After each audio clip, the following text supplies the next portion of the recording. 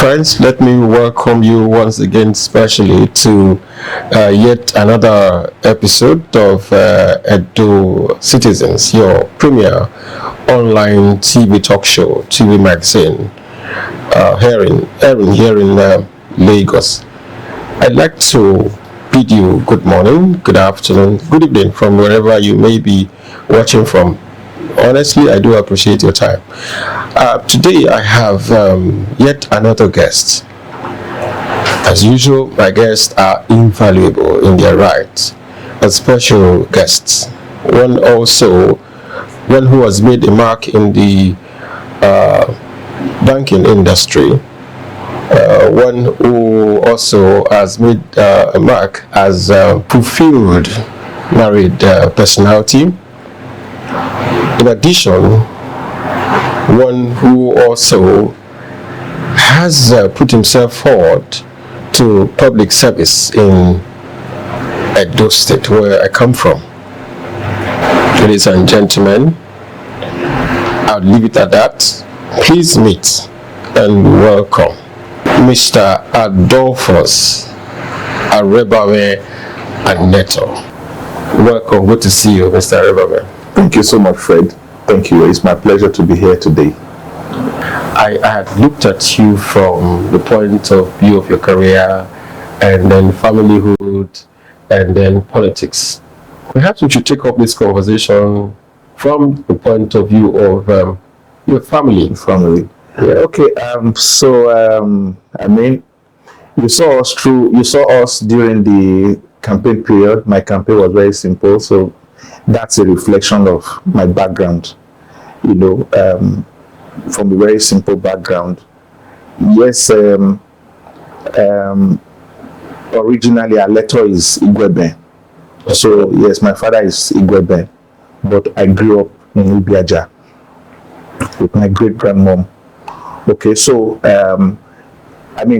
most of the friends and most of the people that are familiar with me today are from Ubiaja, so I call Ubiaja my home. Right. And you also know that in this land we say you cannot stand on one leg. So I'm very, especially for political reasons and whatever, I'm very happy to be standing on both legs. Okay. So that makes me a typical Esan man. Having said that, I am married with 3 children that God has given us for custody. I have a very beautiful wife, a very supportive wife. Of course, you know that if she wasn't supportive, what we went through during the politicking in Edo State, it would have been very tough, home-wise. But I've had the privilege of being married to a very supportive and understanding wife. And anytime I am in their presence, it's always my best moment. The mention of her will be nice, sir. My wife? Yeah. Okay. I met my wife as a banker. Both of us were in the industry together. About 22 years ago, we used to work in the bank. So, and of course, the policy then was that 2 people, a couple cannot work. I was going to come to that. Yes, a couple can work in the same bank. But you know this thing about love. Love makes you to take certain risk that ordinarily you would not have wanted to take. But I was a young professional. I was already like a year, 2 years experience as a banker, but I was a professional. I was qualified as a chartered accountant. Oh, wow. Yes, because I qualified as a chartered accountant while I was still in school. Wow. So when that decision came, because the bank had told us that if we were going to get married, one person had to resign. So for me, it was easy to make that decision. For her to stay within the bank, and then I will resign, and then go and also as the typical man of the family. So and that was what exactly happened. And once that happened, and the children started coming, we also took another decision, because banking job is quite tedious. I remember some of those days, both of us will come back from work, and we'll just lie down in bed with our clothes still on, trying to catch some breath, and then we hear the alarm to get ready and go to work the following day. Wow. So, for how long were we going to do that? And then when the kids started coming, we took a position that she should now resign and face the home front while I continue to pursue my career. And that's how it's been. So she's been a very successful entrepreneur, dealing with fast-moving consumer goods. She's been a very good, successful trader, I would say, and the support, for the family. So where's she from? Are you from the same? Okay, no, my wife is Urobo. I met her in Dorry when I joined. Then it used to be New Nigeria Bank. I worked in New Nigeria Bank between 2000 and 2002. I was in New Nigeria Bank. Then she had lived all her life in Lagos and decided to join New Nigeria Bank in Lagos. And Nigeria Bank, when they employed us those days, they were sending us back to areas because at that time new investors had taken over the bank. Mm-hmm. So they were employing young, vibrant professionals to revive the bank. And I remember I was all the way they recruited me from Barr. Because yes, I did my youth service in Barr, joined UBA in Barr through Hakim Bello Sage in Barr, and then NNB recruited me in Barr.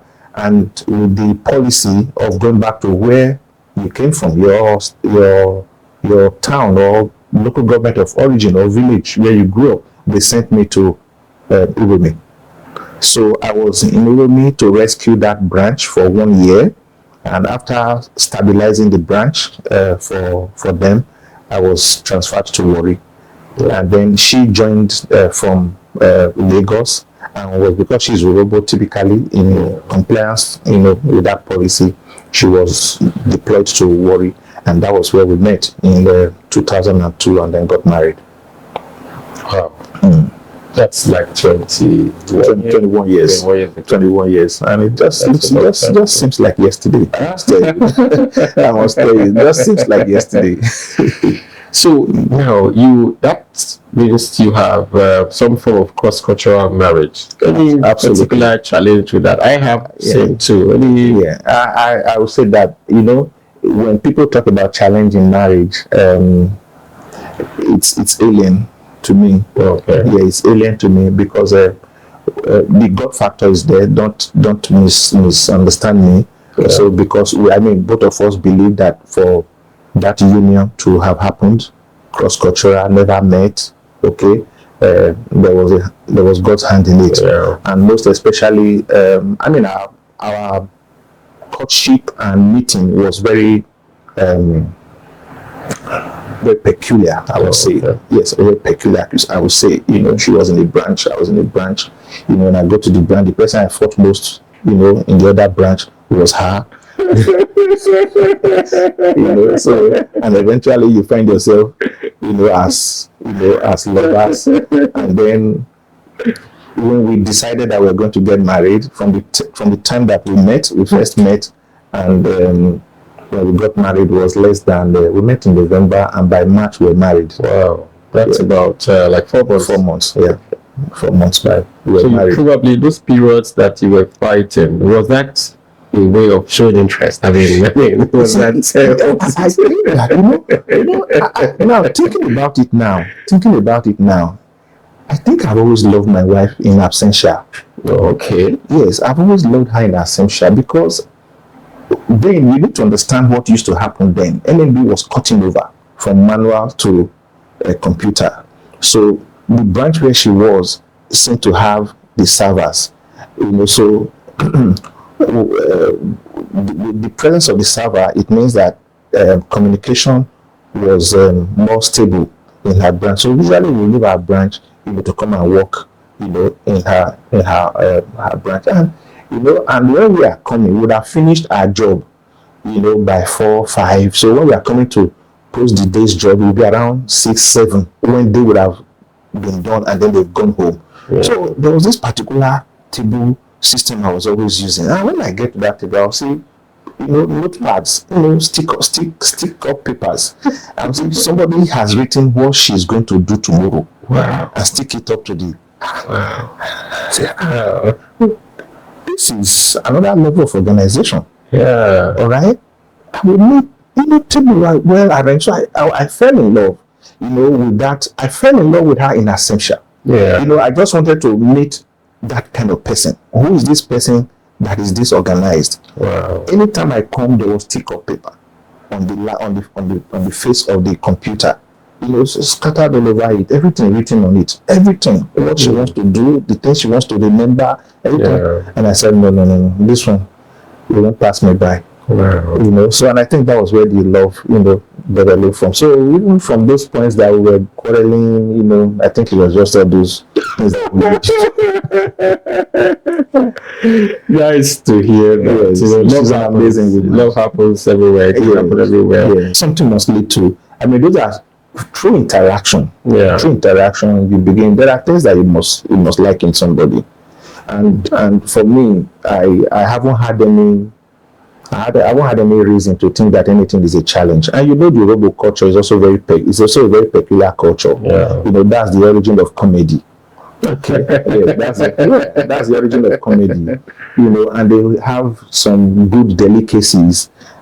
So even as a growing child, then we used to hear about pepper soup. Our elders, taking pepper soup. They didn't have the opportunity to take. So now you marry a wife, and every morning she cooks pepper soup. Oh, what kind of problem do you have? That is good. Yeah. Let me come back to you as a person.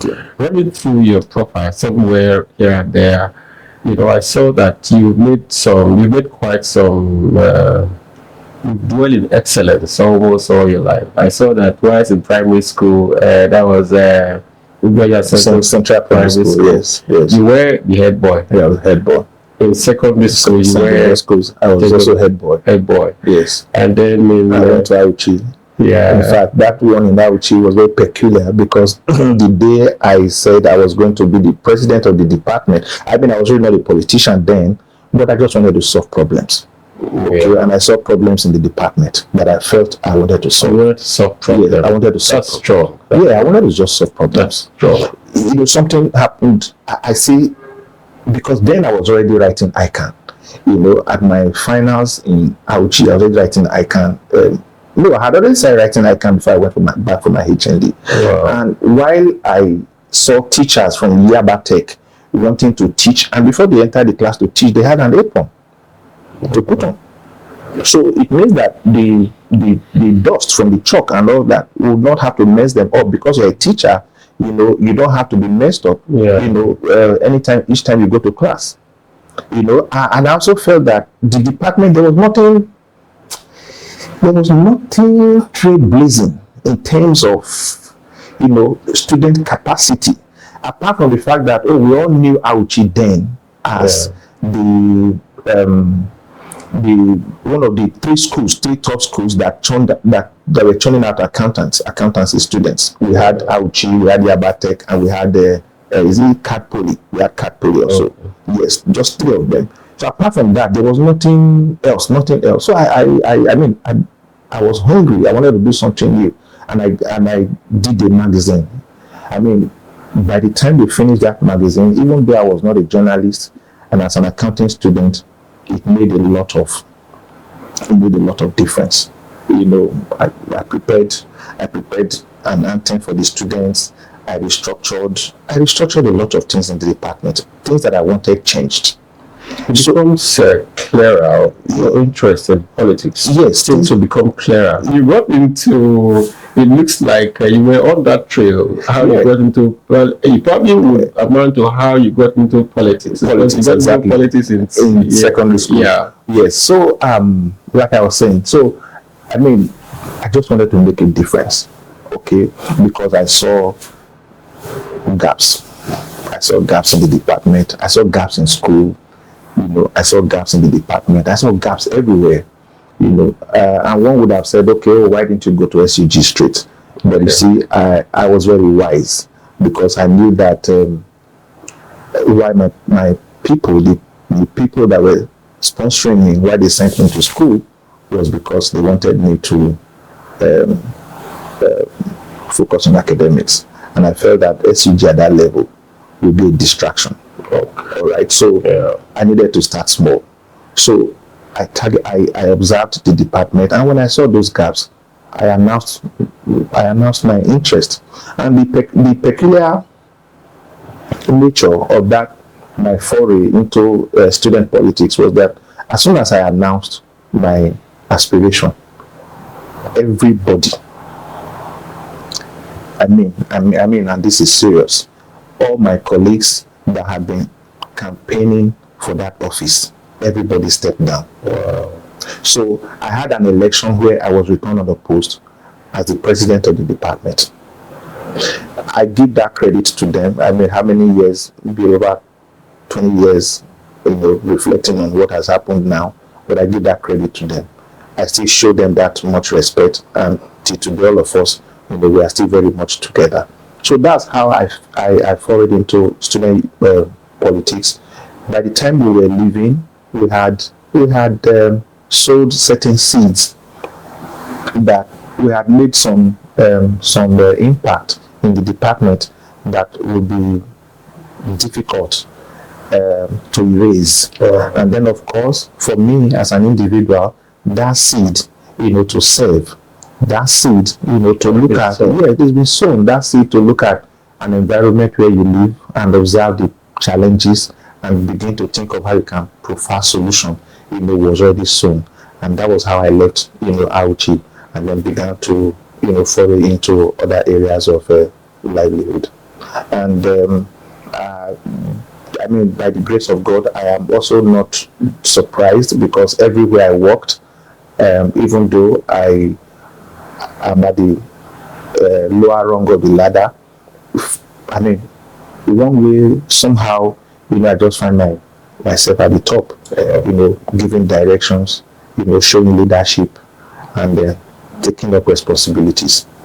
And that was what also propelled me, that I thought that, it would be a good idea, to come and replicate that in my state. Having spent, I have about 25, 26 years banking experience.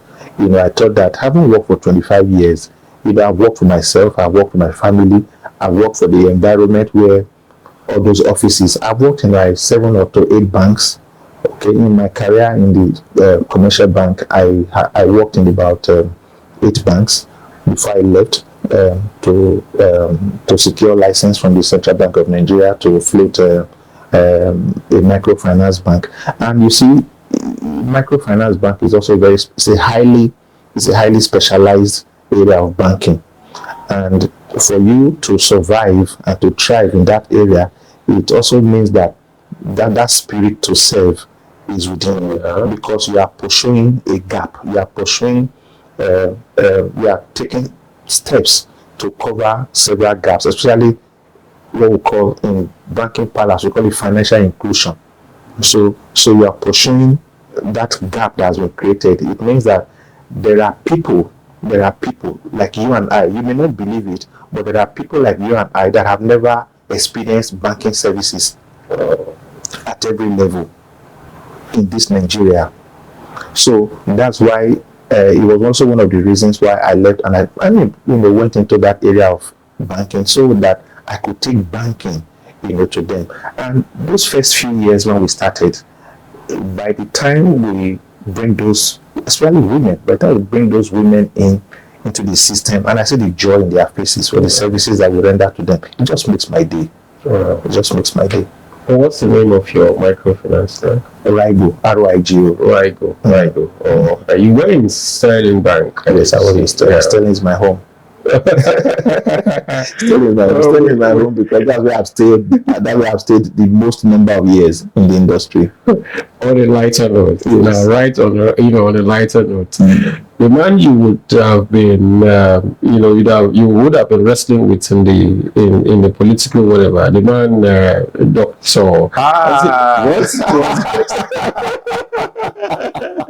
AI. How would you have been fighting? Okay, so AI is my boss. AI is my boss. AI was the chairman of the bank. I mean, even while I was still there. Okay. Even while I was still there, AI was the chairman of the board. But the board doesn't get into executive activities. So I rarely had contact with him, on a daily basis, except on social basis. Help me understand. I mean, it's something just running through my head. Okay. If you had emerged the flag bearer of your party, we'll come to politics. But I'm just yes. This is like priming. Yes. If you had emerged the flag bearer of your party, yes, and then AI also is on the other, and the other part as he is right now. Yes. How would you? So I just woke up to my boy. I said, boss, your boy has become a man. Leave this thing for the boss. Your boy has become a man. Leave this thing for us now. Let's do this job for you. I mean, that's on the lighter note. Yeah, absolutely. So, but how are you doing in the banking sector in your bank? How would you? Okay. What's the best? Okay, that's okay. Yeah, it's okay. I mean, I don't get to do it myself anymore since I joined politics. The banking industry is a highly regulated business. Definitely. Yes, highly regulated. For you to survive as a banker and to get to the level that where we are now, it takes a lot of discipline. A lot of self-control, a lot of wisdom.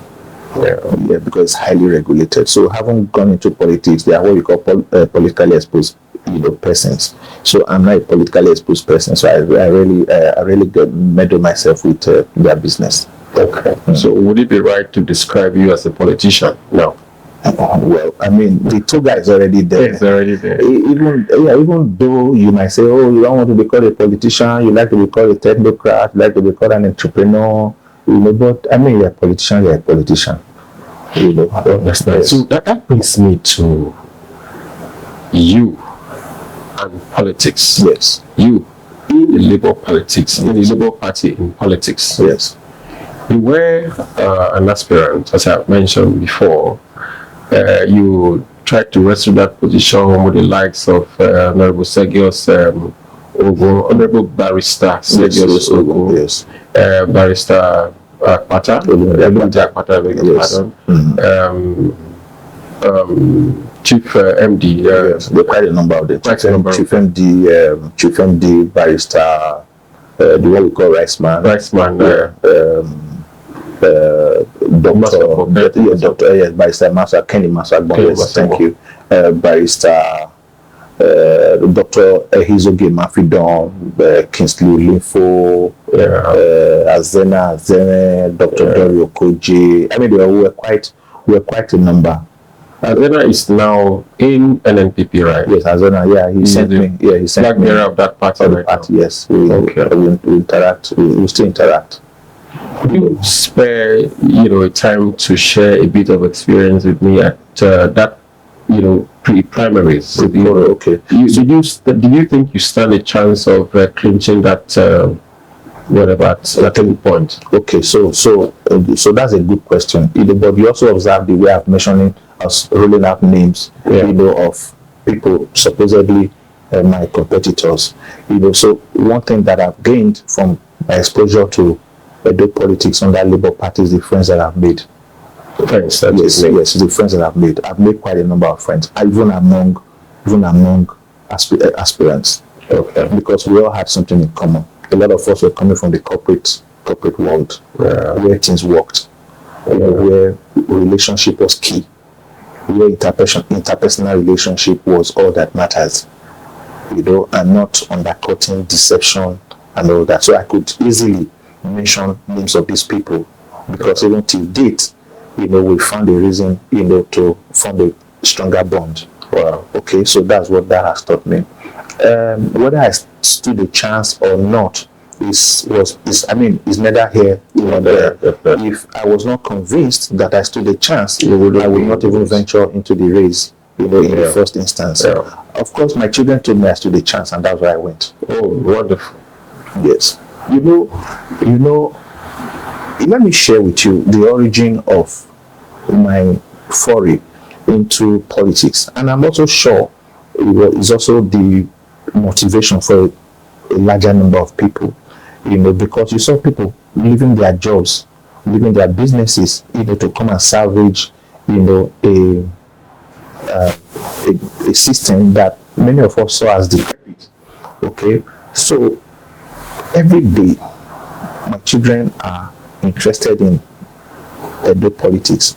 Okay, not politics, Edo development, Esan development. Because I've made them to realize we are Esan. And then they go home, of course. They enjoy the ambience, they enjoy. The children go home. Yeah, I take them home. I'm sorry, I need to, take you off this, go back a little bit. Yeah.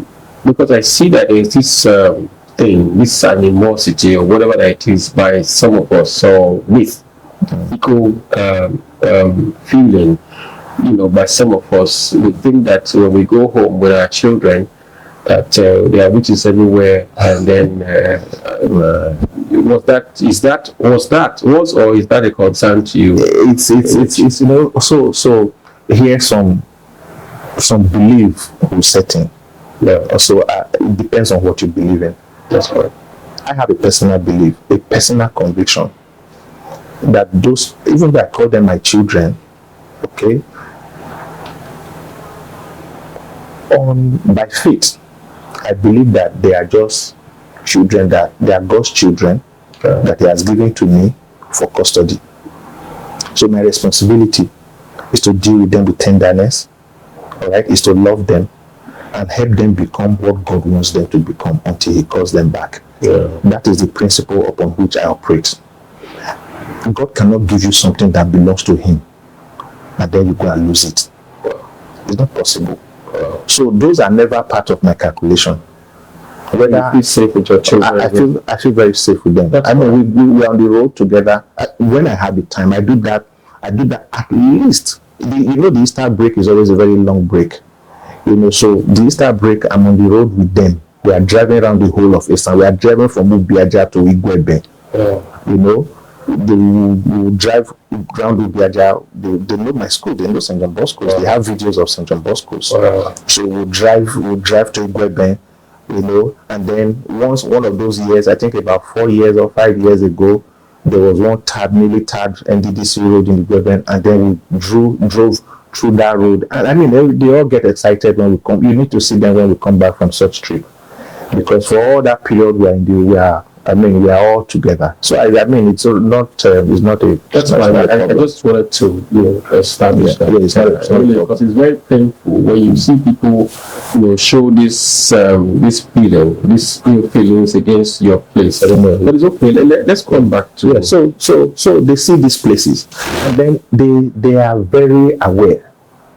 My children are very aware. They hear us discuss politics. They hear us discuss the challenges at home.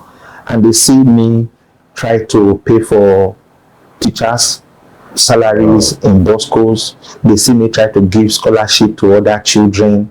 Okay, they see me withdraw things from them that, I feel that they are abusing or they are not using properly, and handing them to, other children at home and all that. So, and then the issue of Esan agenda came. What was Esan agenda? We heard that they said there was no credible Esan candidate. There was no credible Esan person that can fit into the shoes of the governor of the state. I challenge my children on a daily basis, and they threw the challenge back at me. And they said, of course, maybe in their eyes they saw me as a successful person. In their eyes, they've seen me as a successful person to the glory of God. So they see me as a credible father. They also feel that if I'm a credible father, I can be a credible leader. And they truth at me. That was how I knew father, a credible leader. Yeah. They are two different things. They are two different. So they truth at me, and I said, yeah, you guys are right. So if I have to go and prove that Esan has a credible son, it will be a sacrifice I'll be making for my people.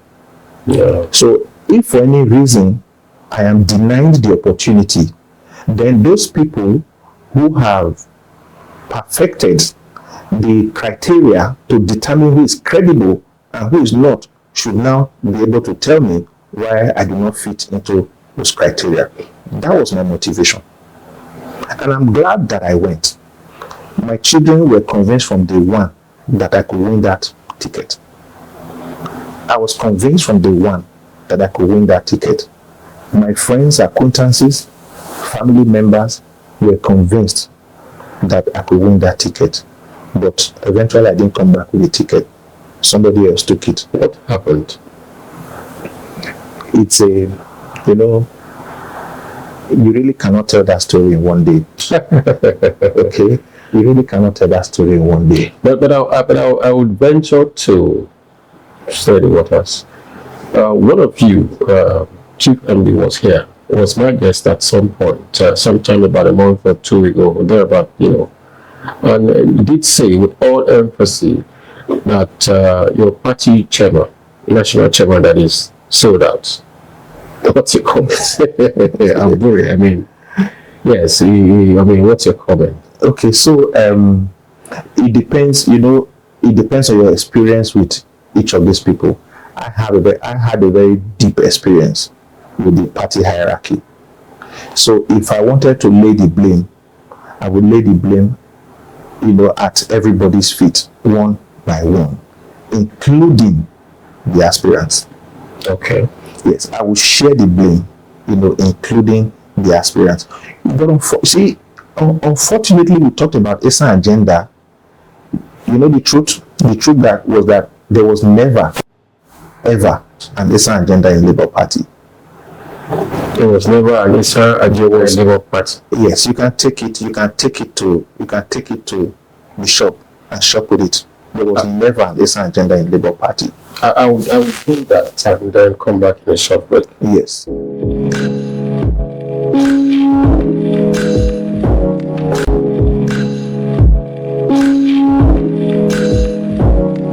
Welcome back. You made what looks like a serious, point that there was never an ESA agenda. Help me understand that, please. Okay. We all sang ESA agenda, and we thought that we were going to succeed with that project as a party, as members, as aspirants in the party. We had gone ahead to begin to form alliances, across senatorial zones. We took up that responsibility as aspirants. We had formed alliances with the North, we formed alliances with the South, and we were all on one page. And I can tell you that the sympathy for ESA agenda was high. Was very high. From across Edo State? From across Edo State, from across politicians, from across, just name them. Even aspirants today. Even aspirants as it stands today. It's not as high as it used to be. Yeah, because a lot of people have been so disappointed and so they are disillusioned. And especially with the strike from the Labour Party, even if you have it in the other two major parties, there is that trust is no longer as strong as it used to be. Don't forget that the Labour Party was the most relied upon, to actualize the ESA agenda. Perhaps for very obvious reasons, because the national chairman was ESA, and everybody felt that it was a done deal. Okay, the parties that we were even afraid of were the two major political parties of PDP and APC. We didn't know if they would subscribe to ESA agenda. So if you ask me, my experience in Labour Party did not.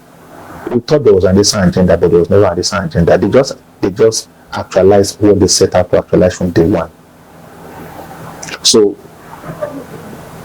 the incumbent ticket holder, his ascendance, to that level did not come to me as a surprise. Barrister Akpata, you mean? Yes, but Barrister Olumide Akpata. He's my friend. We talk most of the time, before the primaries. It didn't come to me as a surprise, because at some point, as I started to walk deep into the party, and I started to campaign the more, and I started to reach out, it became very obvious that there was no Esan agenda, and it was at that point that I pulled out. If you would notice, I pulled out of the race. Yeah, I followed you. Yes, I followed you closely. Yes, I pulled out of the race.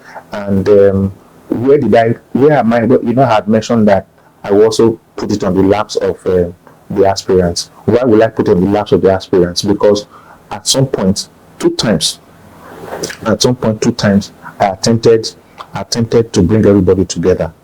Even I took that responsibility, I took that sacrifice. I had called all the Esan aspirants and I said, look, I have an aspiration to run. I said, but because of Esan, I lay it down. Wow. Yes. Chief MD can prove that to you. He was in that group. I laid my own aspiration down for the people of Esan. And I said, look, I will not contest, but let everybody come together and let us choose one person. It was that. Who would that one person have been for you? So at that point that we were going to choose, we had several obstacles.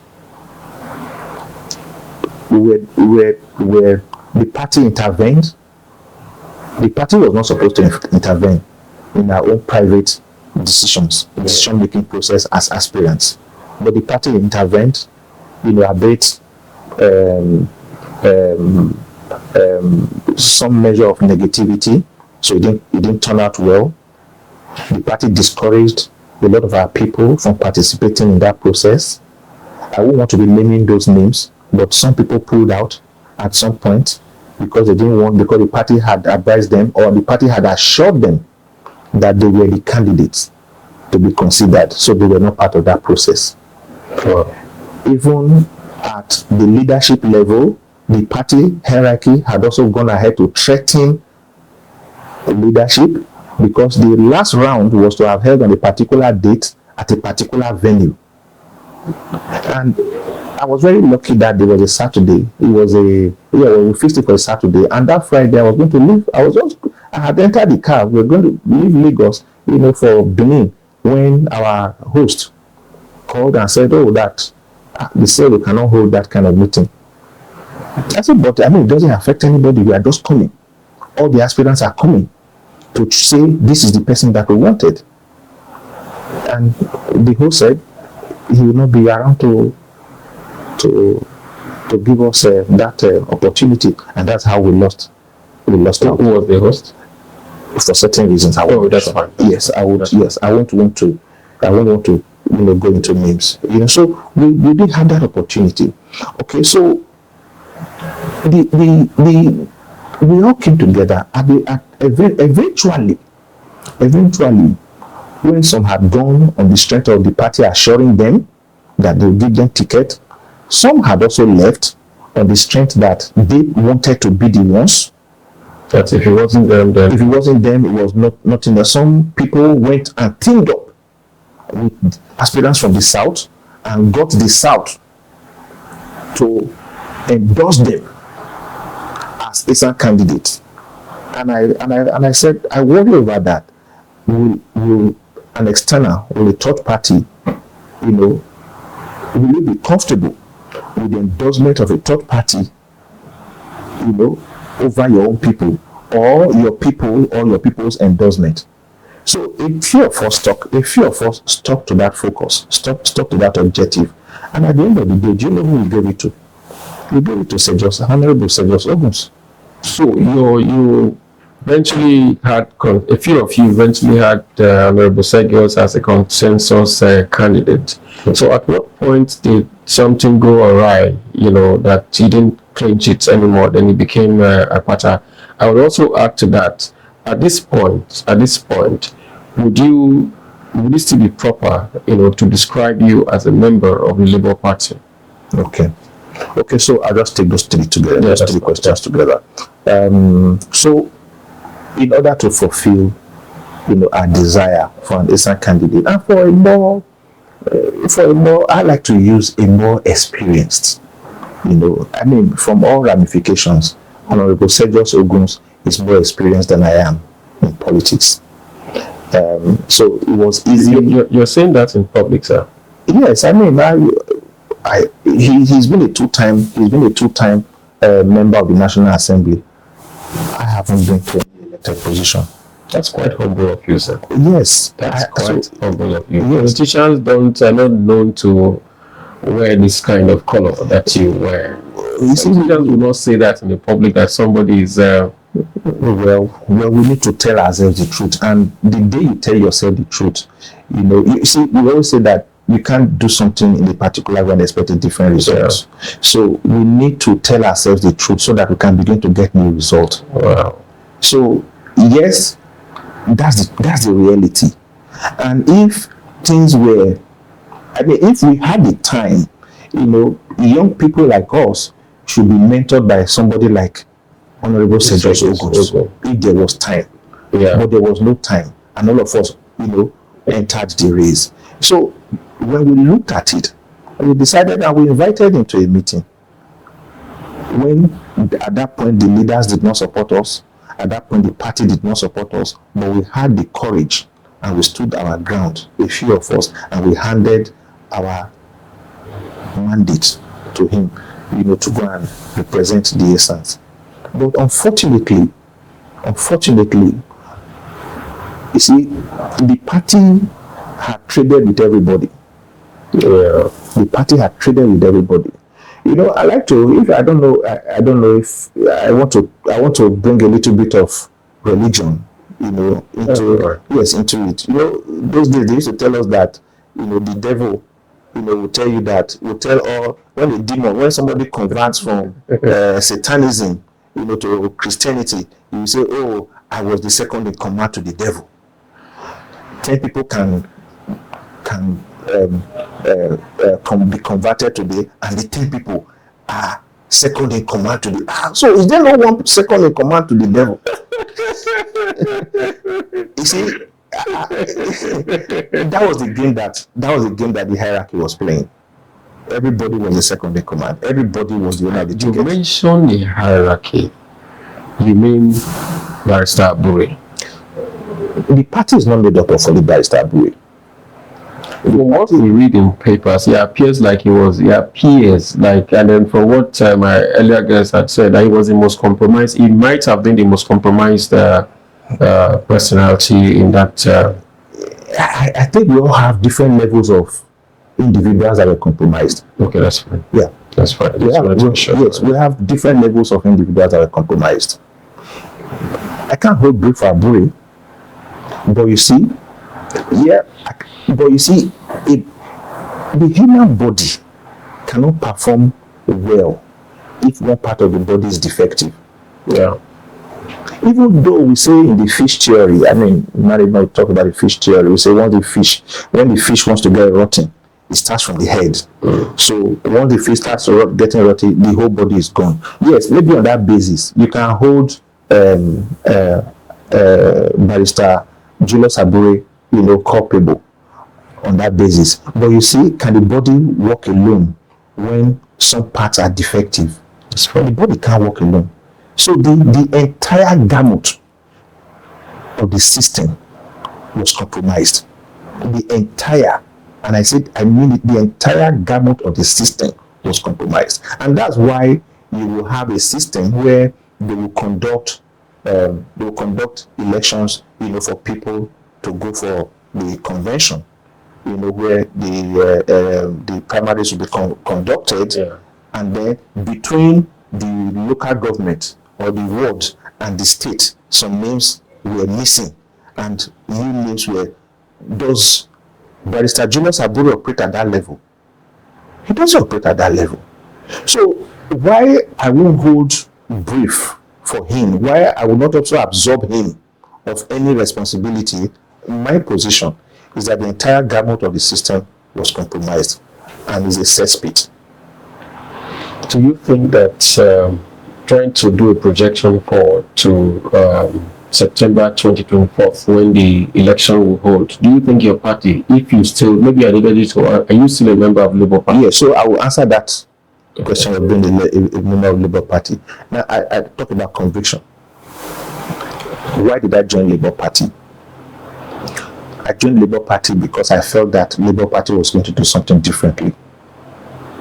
Okay, but from the elements of experience of hindsight, have they done something different? The answer is no. Okay. The answer is no. So today, as we speak, I'm a member of Labour Party. I was wondering, and help that curiosity. Are you still a member of the Labour Party? Yes, of course, I am. I'm still a member of Labour Party, at least as of today. I haven't resigned. I know you've been experiencing a lot of resignations, from the Labour Party, but I'm there today. Is it likely that you will resign? I can't tell that now. Well, because the it's still very hazy, and there are so many moving parts. Yeah. There are so many moving parts. I expect that as a party, we can come together and do what the right things, get things right, and then move forward from there. But things are still a little bit hazy, so it's difficult to be very specific. So now I'll come to your other the other parties right now. If you were not an interested personality or so in the party that you are, of the three other candidates, namely Dr. Barrister Aswe Ighodalo, Senator Monday Okpewolo, and Dr. Pastor, Dr. Pastor Azena very good. Where would your conviction sway more amongst them? Who would be your person, the man Friday, more like? Okay, so that's a very interesting question, and I think that knowing that I'm already from the corporate world and the banking sector, and haven't had a boss, Dr. Aswe Ighodalo, that would just. I thought I said that at the beginning. So I think that one would typically expect me to sway towards Aswe Ighodalo. I mean, being from the corporate world, there's a possibility that we might have common orientation concerning certain issues. For Dr. Azena, Azena was a co-aspirant in Labour before he ventured into NNPP. And during the course of that race, we were quite close. There was some kind of bonding. Even when we moved to NNPP, and we still reach out to today. So I know him, and he's also somebody that I feel has something to offer. But for Senator Monday Okpewolo, I've not had that opportunity, to meet with him one-on-one. So I really do not know so much about him apart from what I read, from the papers. But that is not to say that that's a downside, for him. Because my people, Esan says that he's a child that lifts up his hands, that requires help. That's a child that that you can lift up. So as much as I'm very comfortable and around Dr. Aswe Ighodalo, it doesn't mean that I'll just jump into his lap, and beg him, to join his campaign. I expect that with time, as time progresses, there's still a lot of time between now and September 21st. I expect that as time progresses, they will be able, to identify, aspirants, previous aspirants in parties, in Labour parties, PDP, APC, that they will need their resources and their expertise and their cooperation, to work and achieve their. And when such opportunity, such request comes from any of them, whether I've known them before or I haven't known them, and they're able to, let me know what their vision for the state is, I will gladly, support them.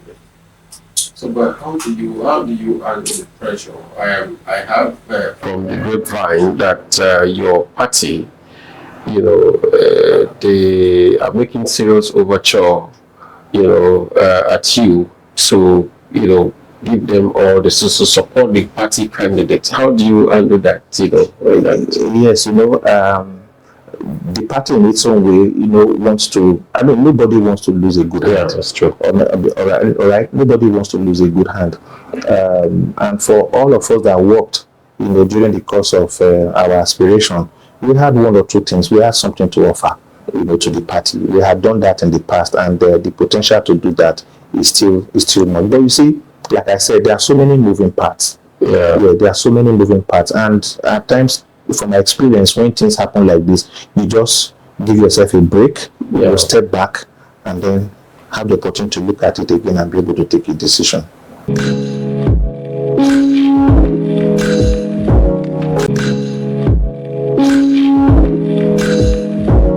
I have been talking with, a banker, a reputable family man at that, and then a politician. I've been having a good time. I hope you've been sharing that moment with me as well. So begin to get into the other part of it right now. In the course of getting to where you are, the measure of achievement that you've attained, are there persons that you think that you owe some salutary comment? Are there people who have helped you to climb that you must of necessity acknowledge publicly? Now, I'm going that way. I'm sorry to cut. I'm going that way because there's a culture that we have. There are people once we've gone to the other side, and then 6 feet down below, we then begin to say things about people. Oh, he was this, he was that. Oh, if it wasn't for this, he was that. So I like that, at every point that we have the opportunity, we should express these thoughts. Are there people in the course of your life so far that you would want to, publicly acknowledge in Edo Citizens? Yes. There are quite a lot of them. All right, there are quite a lot of them, and I usually tell my children that I am a community-raised child. When you are a community-raised child, there are too many people to take responsibility, for your success. And I will bring this. It may be a joke. It may sound like a joke, and I'll just share it with you.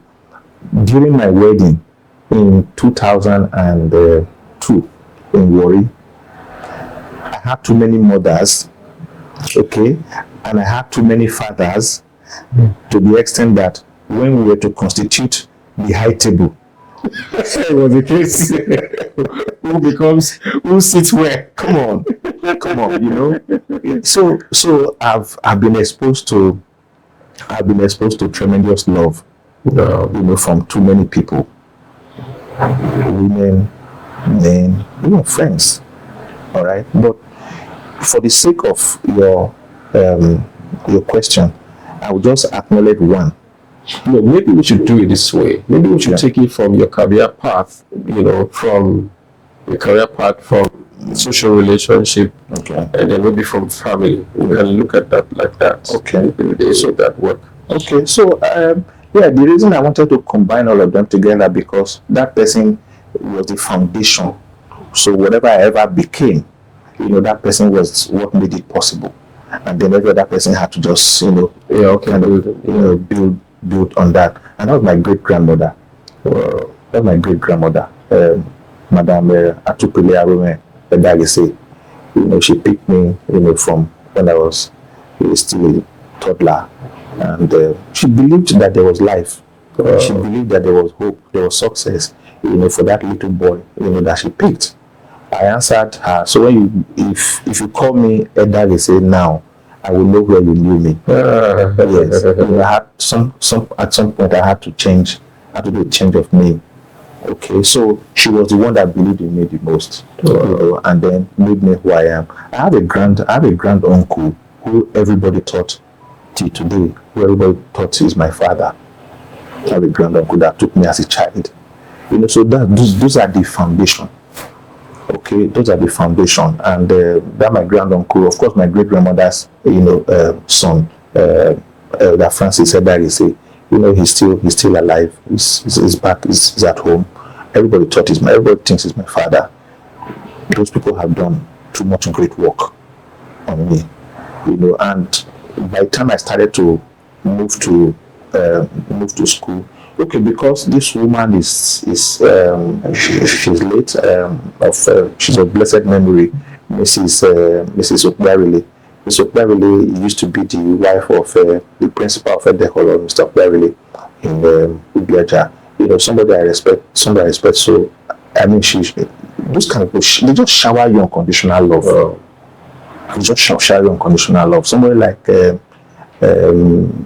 Ijewere was an inspiration. The late Chief Ijewere. So now I'm talking about those people that have passed. Yeah, I was going to say that. So those people have shown me so much. I mean, I never met Chief Ijewere one-on-one, but I was very small. But the fact that he was a highly successful person, gave me the courage to, delve into life. Give me an assurance, that I could also succeed. I could also be like him. Okay. As we started to grow in my career, a lot of moving parts, a lot of moving people. I was everywhere. From one bank today to another bank. People were supporting me. And all that. I mean, then when it comes to customer base, my relationship, there's still a whole lot of people. So it's going to be difficult mentioning names. And that's why I just wanted to limit it to those people that were at the foundation. Yes.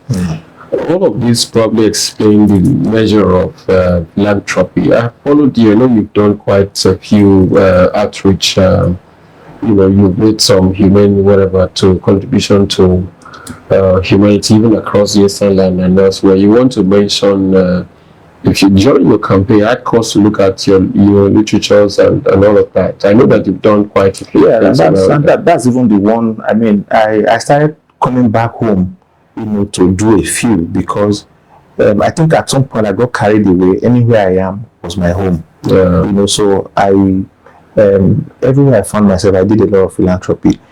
I only recently had the courage of mentioning them because I became a politician. Yeah. Because by my faith, I believe that, the Bible says that what your right hand does, you show it. So I always kept those things away from the public. But as a politician now, I'm asking myself, God, is it right to be broadcasting what I've done? But what can I do? We need to continue to mention it. And there's one, there's one particular one that touches my heart.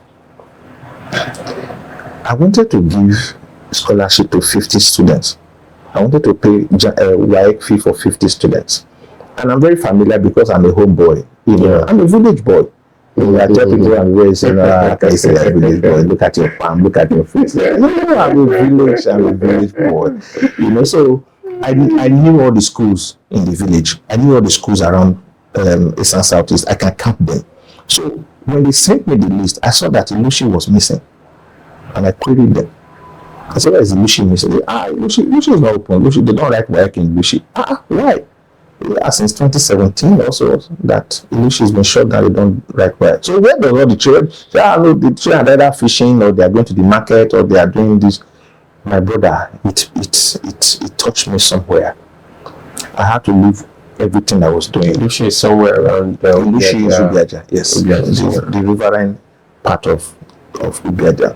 I had to leave everything I was doing because people left whatever they were doing to make sure I went to school. Yeah. Yes. I don't joke with education.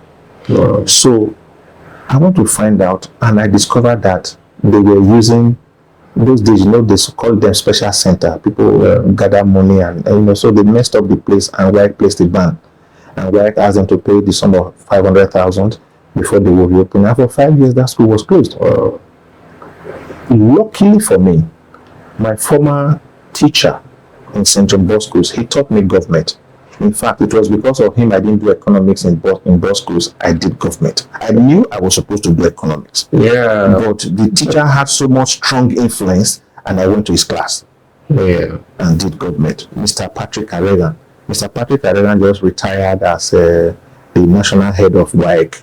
Oh, okay. Yes, he's an old man. So I called him and he said, they looked at their record and said, yes, this is what has happened to Ilushi. They need to pay 500,000. I had to go and pay that 500,000. I went to, he introduced me to the lady in their Benin office.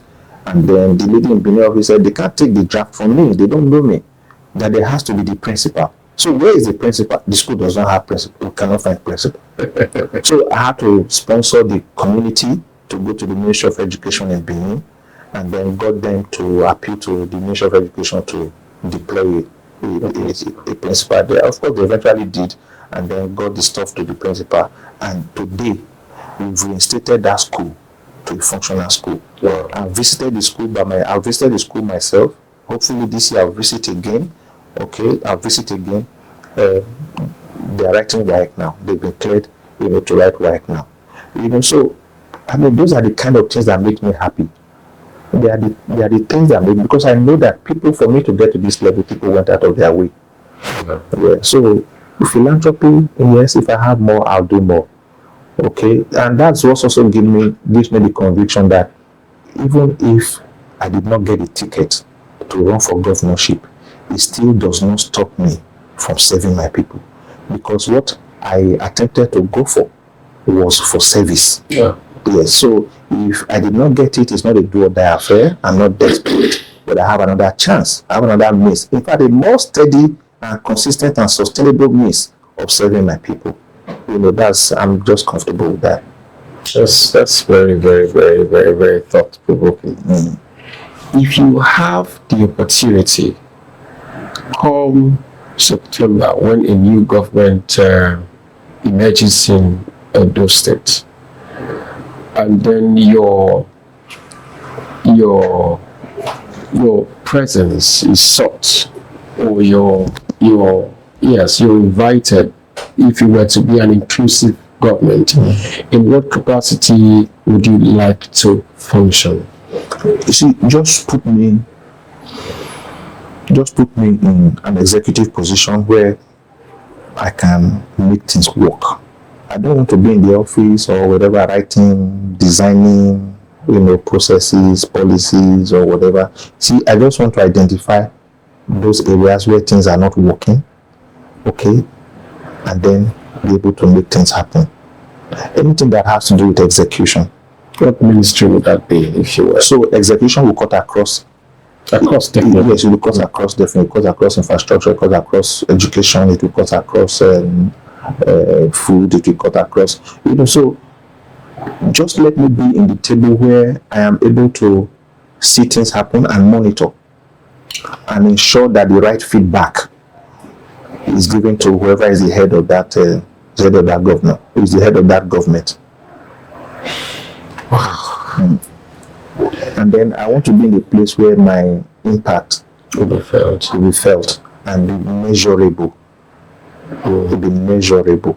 I just want to be in that area. Thank you so much. I'll take this short break and then we'll get back and begin to cost through. Thank you. Thank you. Thank you.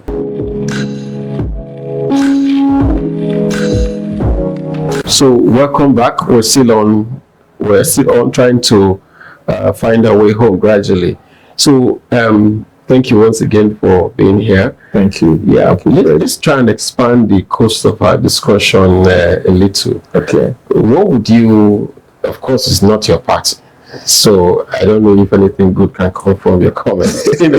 What I was going to ask you what don't ask me about ATCO.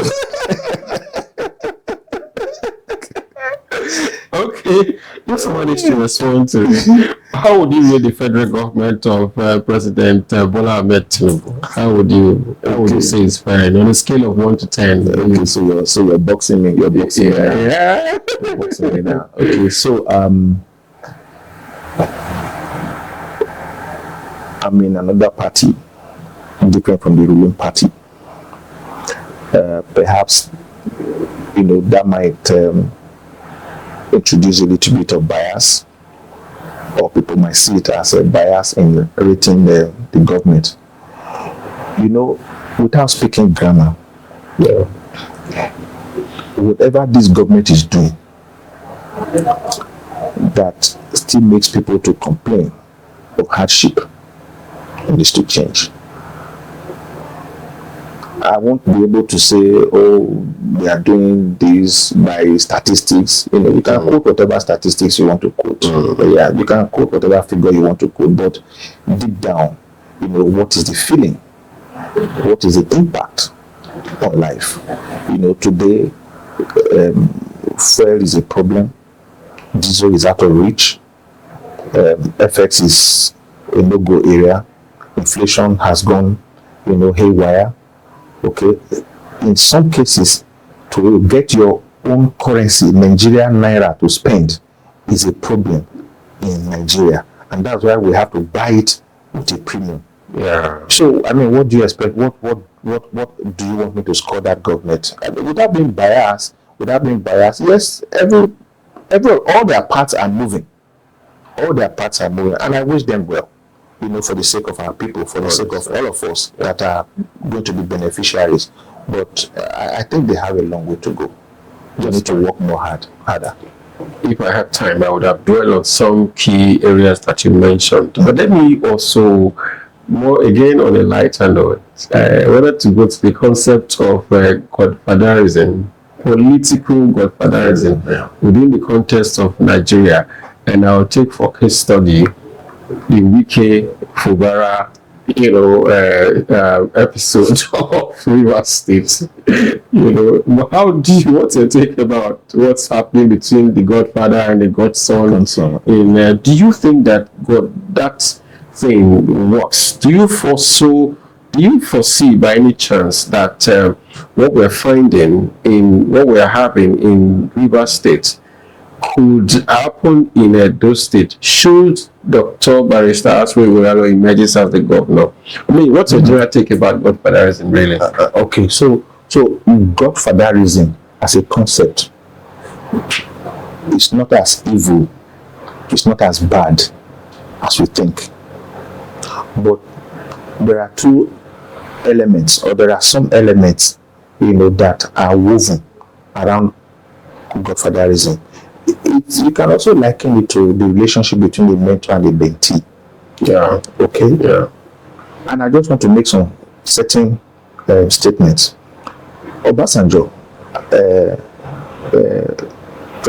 from our former president, you know, General Olusegun Obasanjo, you know, said, loyalty has no half measure. Loyalty does not have any half measure. You either have to be totally loyal or you are not loyal. There's no midway. So for any mentee, I like to, I just remember what was attributed to the late patriarch of Isa today, and then who said that loyal. Exactly. You know, so I mean that's just to give it a context. Yeah. Just to give it a context. Loyal. Very loyal. You know, so loyalty does not have a middle ground. You have to be either totally loyal or you are not loyal at all. Having said that, if you know as a mentee that you have a potential to be disloyal, then don't allow anyone to make investment on you. Because once there is an investment, there's going to be a demand. There's going to be a demand. So you see that in Fubara, right? Yes, I see both. I see it all over. I see it all over. So you made yourself available, okay, for someone to make an investment, and the person has made an investment. So what do you expect? Every investment has a return, or has returns. So Fubara should mend fences with his other. Well, I think that for every good purpose, you know, he should make fences. But there is a limitation. The limitation is you don't just put the blame or the responsibility on the part of the mentee. When there is an overbearing godfather or there is an overbearing mentor, it tends to create, people call it greed. I mean, I don't want to call it greed, because greed, you know, comes in different, yes, and is also very derogatory. You know, so when there's an overbearing godfather, an overbearing mentor, it will ruffle feathers, because no matter how small or naive or inexperienced that your mentee will seem to be, at some point, you see, at some point that the ego thing, they would try. Is an unconscious desire, to be independent and to be confident and to be comfortable. You call it ego. Ego is also derogatory. Okay. So that unconscious desire to be independent and to be comfortable, will swell up one day. And if the mentor or the godfather is overbearing, there's going to be a clash. And I think that's what's happening now. I think that's what's happening now. So what check out our case. I went into politics. I contested the election. The person that had the deeper or the deeper wallet, took the day. If I had a godfather, I would be in my office doing my job. He will do the politicking. He will spend all the money, okay, and then he will hold me by the hand and put me on the podium. I'll be happier for it. Okay, so it has its own advantage. Godfatherism can open doors for you. Okay, so when you come and say you want to tie it to our governor, Governor Obaseki, and Dr. I think we should really let's not preempt that. Exactly. Yeah, let's not preempt that. In place of that, I would rather want to know what your take is with regards to a governor and the immediate past deputy governor in the person of okay. What do you think about? Yes. So I have my own. I have my own interpretation of that kind of relationship. So I understand the deputy governor's position. That hey, look, this is the house. Where I use my sweat and blood. To build. You can't just push me out the house. But you see, when you're in the system, you can't be in a boat. You can't be in a ship that has more than one captain. Otherwise, the ship will sink. If there are two captains in the ship, who takes responsibility? And you need to understand why they say two captains cannot be in the ship, because when the ship is sinking, the captain has to sink with the ship. We saw that in if you watch movie, I watch movie a lot. If you watch Titanic, when Titanic was going to go down, the captain went down and sank with the ship. So if you have to, one will agree to sink, the other will not sink. So because of the responsibility, the sense of responsibility placed on the shoulders of the leader, everybody is obligated to listen and follow. Especially when the leader says this is the direction that we are going. And for the deputy governor, I feel for him, but I think that at some point where he needed, to step on the brakes, I don't know what happened. He's a highly experienced politician. Absolutely. Yes, highly experienced and successful politician who in the next 8 years could have easily won the heart of everybody in the Edo State and become the governor. But I don't know what happened. I don't know who was I don't know who was talking to him. I don't know where he was getting all those from. But at that point where he would have stepped on the brakes, he refused to step on the brakes and he spiraled. I feel so too. I feel so too. That's it. I feel so. That's my own interpretation. I feel so too. So thank you very much. We would have hopefully, as we begin to watch the atmosphere, the political atmosphere, or whatever happens in those states, I would at some point want for us to, get back here and then look at what has happened. With all pleasure. Maybe after, if there is no time between now and the election, maybe after the election, we'll come and do a review of the election. With all pleasure, Fred. Thank you. Thank you too. Yeah. So, how would you? What would be your parting shot for this episode. Yeah. You know, just the way you said you have been following my campaign. I think too, at that early part of my campaign that we interacted, you know, I too started following Edo Citizens. And that's what, you know, gave me the conviction to come, you know, into this program today. I think that I've gone over a lot of your videos, and I see that, I mean, you have done quite well. The fact that you have a focus on your people is something that I want to support, and something that I feel that other people should then relate. I've been with a lot of media people, but I think that Edo Citizens, you know, stands out. And feel free. It will always be my pleasure to come back. Thank you. Yeah, My pleasure. Thank you. This is such an endorsement. Ladies and gentlemen, if you have what it takes to be, I guess, in Edo Citizen, I'd like for you to let's talk. Let's have a talk about it. You know, thank you for the time that you spent with us so far. Look forward to another episode. Do hit the subscription button if you are on my page. I'm on across social media as Bricks TV. Bricks TV. The logo is white and red. Thank you for being here.